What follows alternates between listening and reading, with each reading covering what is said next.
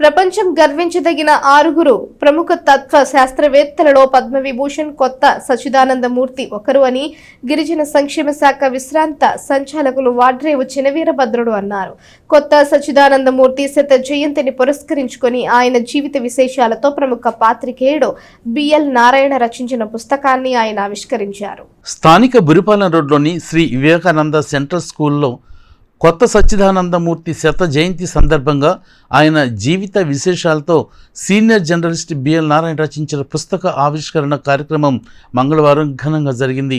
ఈ సందర్భంగా ఏర్పాటు చేసిన సభకు వివేక విద్యా సంస్థల డైరెక్టర్ డాక్టర్ రావిపాటి వీరనారాయణ అధ్యక్షత వహించగా చినవీరభద్రుడు ముఖ్య అతిథిగా హాజరయ్యారు. ఆయన మాట్లాడుతూ చైనా, జపాన్ దేశాలు భారతదేశంలోని తత్వవేత్తల్లో డాక్టర్ సర్వేపల్లి రాధాకృష్ణన్ తర్వాత డాక్టరేట్ ఇచ్చింది కొత్త సచ్చిదానందమూర్తికే అన్నారు.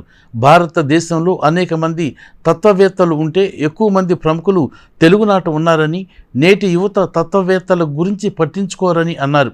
బానిసగా మారకు, నీకు నువ్వు స్వతంత్రంగా మానవుడిగా మారు, ప్రశ్నించటం నేర్చుకో, నువ్వు ఒక దీపంగా మారి నీ వెలుగులో నిన్ను అధ్యయనం చేసుకో అని ఒక తత్వవేత్త మాత్రమే చెప్తాడని తెలిపారు.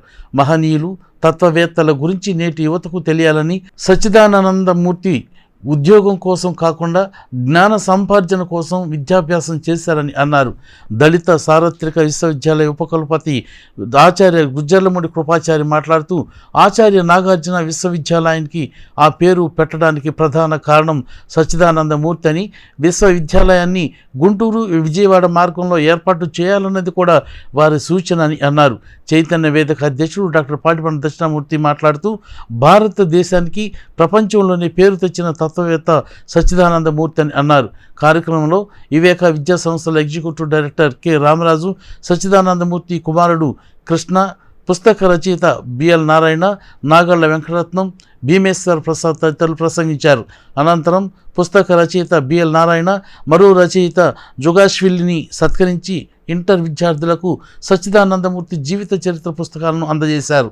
ఈ కార్యక్రమంలో బాల సాహితీవేత్త షేక్ అబ్దుల్ హకీం జానీ, సినీ దర్శకుడు దిలీప్ రాజా, వజ్రాల రామలింగాచారి, వేమూరి విజయభాస్కర్, ఎడ్లపల్లి వెంకటేశ్వరరావు, సచ్చిదానందమూర్తి కోడలు సరళ, కాకరపత్తి సుబ్రహ్మణ్యం తదితరులు పాల్గొన్నారు. తొలుత శ్రీనిధితో పాటు విద్యార్థులు చేసిన నృత్య ప్రదర్శన విశేషంగా ఆకర్షించాయి. పద్మభూషణ్ అనే వాళ్ళు ఇచ్చింది. ఆ తర్వాత మళ్ళీ అదే ప్రభుత్వం, మన కేంద్ర ప్రభుత్వం 2001 ఆ ప్రాంతాల్లో పద్మవిభూషణ్ ఇచ్చి గౌరవించింది. పద్మభూషణ్, పద్మవిభూషణ్ 2 అవార్డులు కూడా ఇచ్చి గౌరవించింది మన ప్రభుత్వం. అలాంటి మంచి స్థాయికి వారు ఎదిగారు. వీరిని కూడా మనం ఆదర్శంగా తీసుకోవాలి, వారి జీవితాన్ని మనం ఆదర్శంగా తీసుకోవాలి. మరి ఈ విషయాలన్నీ మీకు బాగా తెలియాలి, మీరు కూడా కొంతమంది ఇన్స్పైర్ కావాలి, దాని ద్వారా ఈ సమాజానికి ఎంతో మేలు జరగాలి మీ ద్వారా అనేటువంటి ఉద్దేశంతో మరి ఇక్కడ బిఎల్ నారాయణ గారు తెనాలి ఇంప్రెషన్స్ అనేటువంటి సంస్థని వారు నడుపుతూ ఉన్నారు. వారు ఈ ప్రత్యేకించి యూత్ కోసం, యంగ్స్టర్స్ కోసం, వాళ్ళ కనుక మన ప్రాంతంలో ఉన్నటువంటి గొప్ప వ్యక్తులు ఎవరైతే ఉన్నారో వారి విషయాలను కూడా తెలియజేసినట్లయితే మన విద్యార్థులు కూడా, మన యూత్ కూడా వారి బాటలో పయనిస్తారు, వారిని అనుసరించే ప్రయత్నం చేస్తారు, దాని ద్వారా మన ప్రాంతానికి మంచి పేరు తీసుకొస్తారు అనే ఉద్దేశంతో మరి వారి యొక్క పుస్తకాన్ని ఈరోజు ఆవిష్కరించబోతా ఉన్నాం.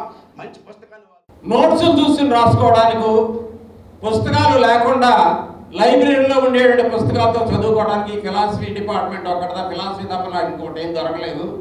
పైగా అందరూ ఫిలాసఫీ అన్నారు. ఈ తత్వం అనేటువంటిది ఏమిటి అనేది అర్థం చేసుకోవడానికే నేను ఈ ఫిలాసఫీ చదివాను అనేటటువంటి మాట.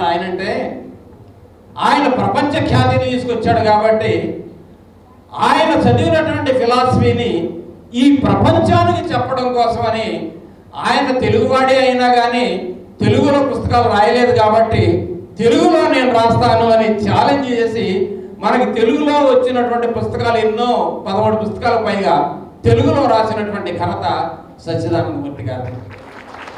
ఆయన ఈ ప్రపంచం మొత్తం కూడాను ఆవిష్కరింపజేసేటప్పుడు మనిషి అనేటటువంటి దానికి ఎప్పుడు కూడా ఆధారం ఆత్మ అయితే, ఈ ఆత్మని బుద్ధుడు ఒప్పుకోడు.